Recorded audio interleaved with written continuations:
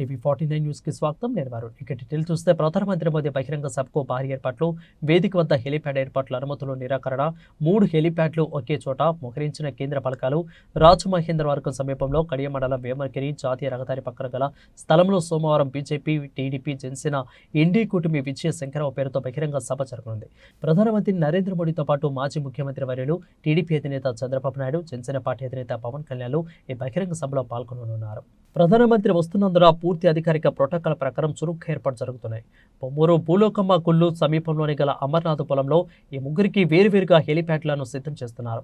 అలాగే ప్రధానమంత్రికి జాతీయ రహదారులతో సంబంధం లేకుండా బహిరంగ సభ జరిగే సమయంలో వేరుగా హెలిప్యాడ్ తయారీ సన్నాహాలు చేశారు.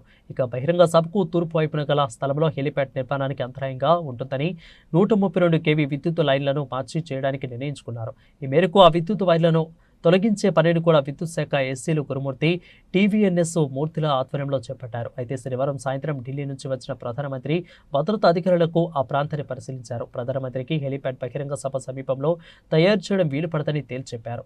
ఇక దీంతో విద్యుత్ లైన్లు తొలగించడం నిలుపుదల చేశారు. అయితే ముగ్గురికి ఒకే చోట హెలిప్యాడ్లు ఆగమికలమేగా సిద్ధం చేశారు.